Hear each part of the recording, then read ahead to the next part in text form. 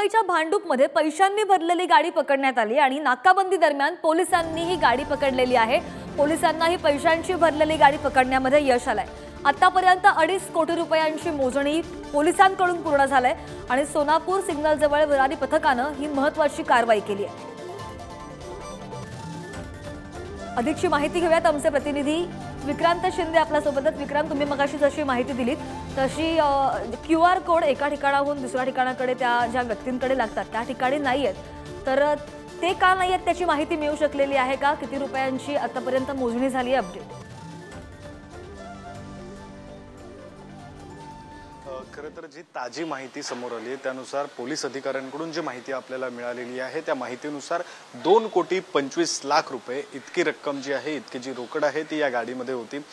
QR संदर्भात सांगायचं झालं तर तो QR नेमका काय असतो? ज्यावेळी अशी एखादी गाडी जी ATM मध्ये पैसे भरण्यासाठी म्हणून पैसे घेऊन जात असते त्यावेळी एक QR हा दररोज त्या गाडी सोबत दिला जात असतो। तो QR स्कॅन केल्यानंतर नेमकी कोणती माहिती समोर येत असते तर या गाडीमध्ये नेमके कोणते कर्मचारी आहेत, किती कर्मचारी आहेत, किती रोकड आहे आणि या गाडीचा ठरलेला रूट नेमका काय आहे।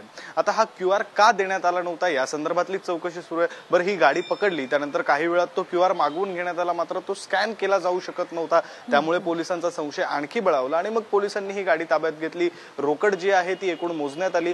आता काही वेळापूर्वी खरं तर बँकेचे जे अधिकारी आहेत किंवा या संबंधित कंपनीचे जे अधिकारी आहेत त्या कंपनीचे अधिकारी सुद्धा इथे पोलीस स्टेशनमध्ये पोहोचलेले आहेत। आताच्या घडीला पोलीस स्टेशनमध्ये आपण पाहायचं झालं तर ती गाडी जी आहे ती गाडी पार्क करून ठेवण्यात आलेली आहे। पैसे पुन्हा एकदा त्याच गाडीमध्ये ठेवण्यात आलेले आहेत। गाडी लॉक करण्यात आलेली आहे आणि त्यानंतर आता पुढची जी कारवाई आहे ती कारवाई नेमकी कशा प्रकारे करायची यासाठी पोलिसांची बँकेच्या अधिकाऱ्यांची सुद्धा बातचीत सुरू आहे। काही जे डॉक्युमेंट्स आहेत, काही कागदपत्र आहेत ते बँकेच्या अधिकाऱ्यांकडून पोलिसांनी मागितले आहेत। सोबतच इलेक्शन कमिशन ऑफ इंडिया म्हणजे निवडणूक आयोग आणि त्याच सोबत खरं तर आयकर विभागाने सुद्धा काही डॉक्युमेंट्सची मागणी केली। जर हे डॉक्युमेंट्स जे आहेत ते वेळेत आणि व्यवस्थित डॉक्युमेंट्स देण्यात आले तर कदाचित ही गाडी जी आहे ती आजच्या आज सोडली सुद्धा जाऊ शकते।